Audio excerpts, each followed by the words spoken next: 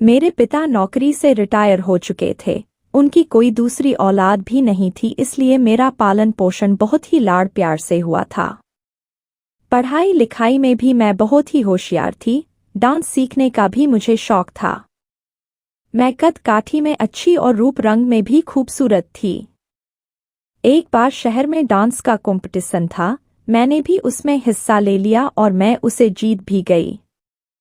सब लोग मुझे बधाई दे रहे थे। उसी समय जय मेरे पास आया और बधाई देते हुए कहने लगा, मिस संजना, मैं मुंबई से आया हूँ। अगर आप फिल्मों में काम करने की इच्छुक हैं तो यह रहा मेरा कार्ड। मैं यहीं एक होटल में ठहरा हूँ, आप मुझसे मिल सकती हैं।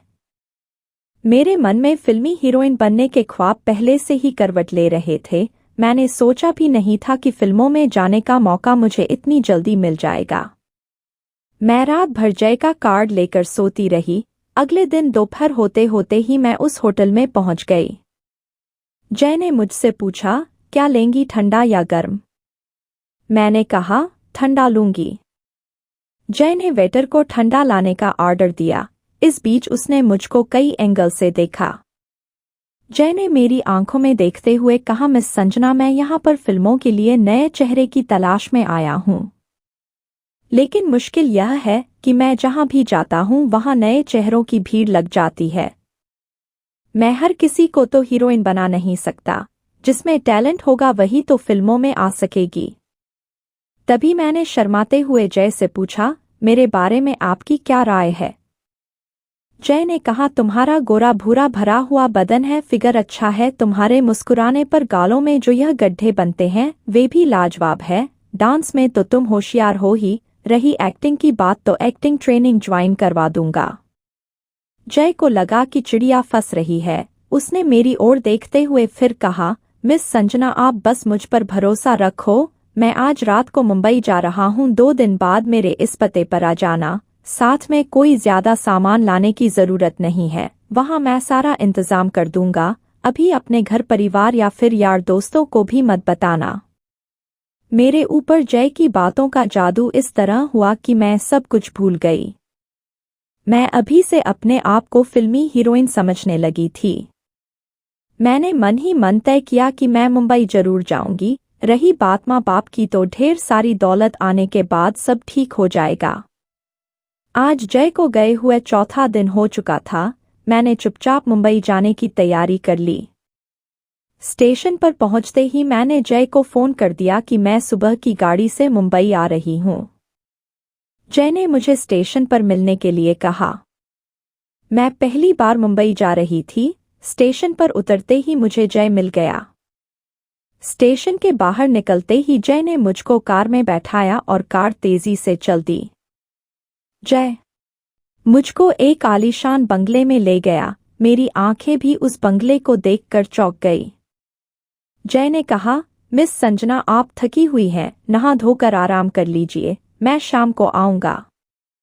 शाम को 8 बजे से पहले ही जय आ गया। उसने मुझको बड़े ध्यान से देखा और बोला, मिस संजना, वैसे तो सब ठीक है, पर तुम्हें यहाँ कुछ खास लोगों से मिलना होगा। पहनने को कुछ बढ़िया कपड़े भी चाहिए, वैसे मैं खरीदारी करवा दूंगा। आज एक खास आदमी से मुझे तुम्हारी मुलाकात करवानी है। उनका नाम है मिस्टर अनुराग अग्रवाल। फिल्म इंडस्ट्री की जानी मानी हस्तियों में से एक हैं। वे दर्जनों फिल्में बना चुके हैं, बहुत ही कामयाब निर्माता हैं।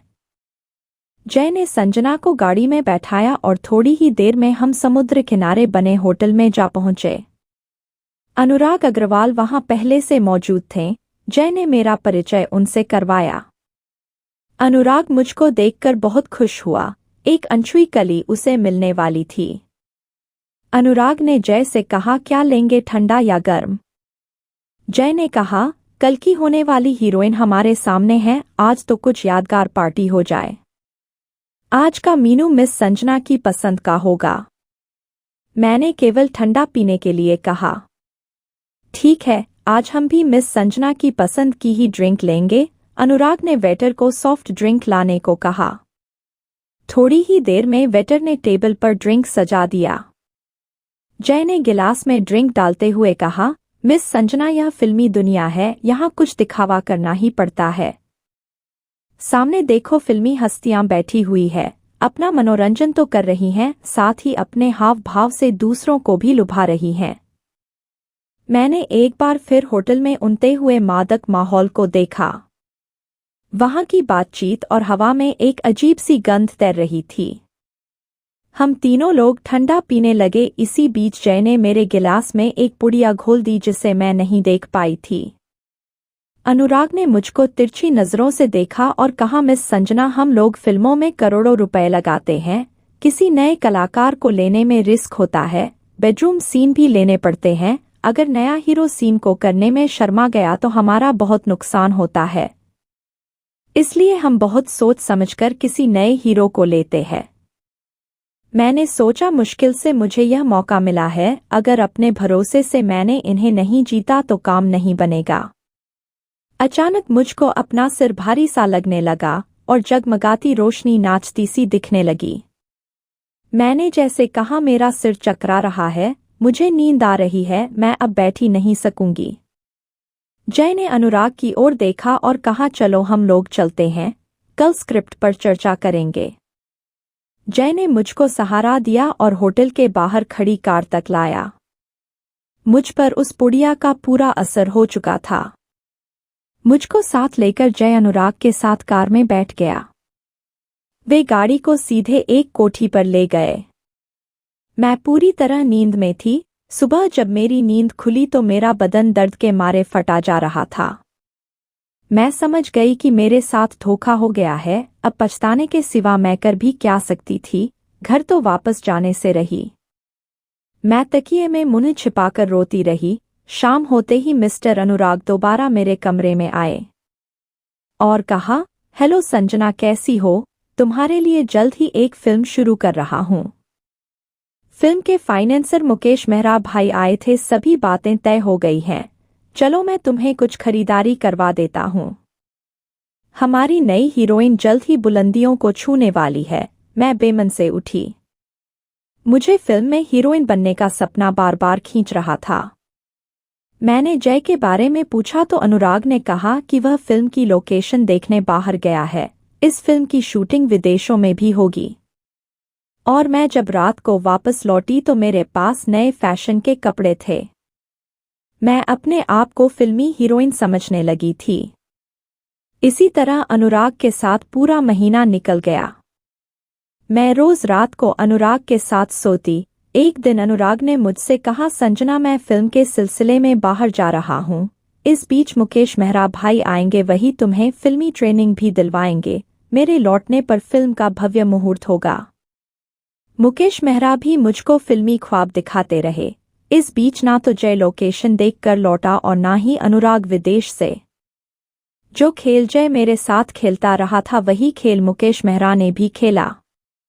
मुंबई आने पर मैं पहली बार 2 दिन तक अकेली रही। दोपहर का समय था। मैं चिंता में डूबी एक मैगजीन पलट रही थी कि बाहर की घंटी बजी। मैंने दरवाज़ा खोला तो दरवाजे पर कुछ बूढ़े लोग खड़े हुए थे। उन्होंने मुझसे कहा, मैडम, ये कोठी खाली कर दीजिए, इसका एग्रीमेंट खत्म हो चुका है। ये किराए पर थी।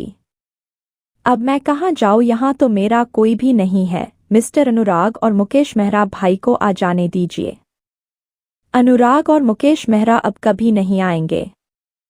तभी मैंने जय के बारे में पूछा तो उन्होंने मुझे बताया, जय तो नए चेहरे की तलाश में पूरा देश घूम रहा होगा।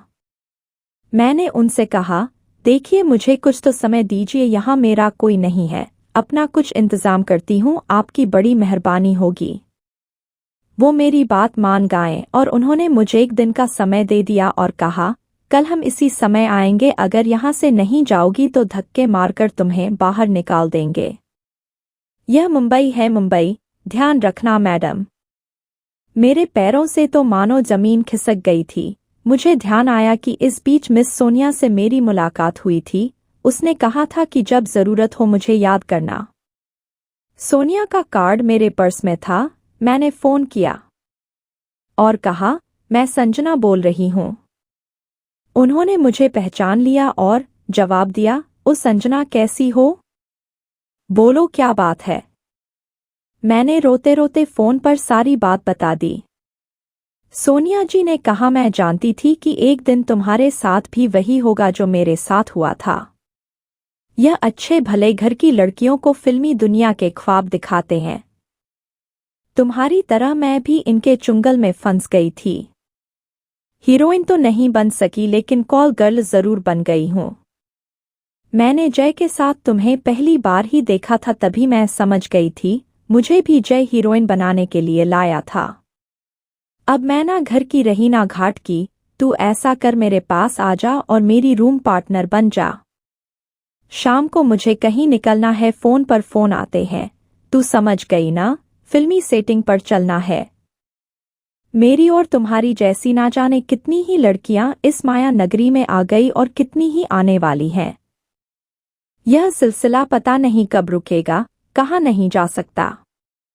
आज भी जय जैसे कई दलाल फिल्मी हीरोइन बनाने के लिए नए चेहरों की तलाश में है। मैं मन ही मन अपने आप को कोस रही थी। तो दोस्तों, आपको ये वीडियो पसंद आई हो तो ज़रूर लाइक करें, साथ ही चैनल को सब्सक्राइब करना ना भूलें।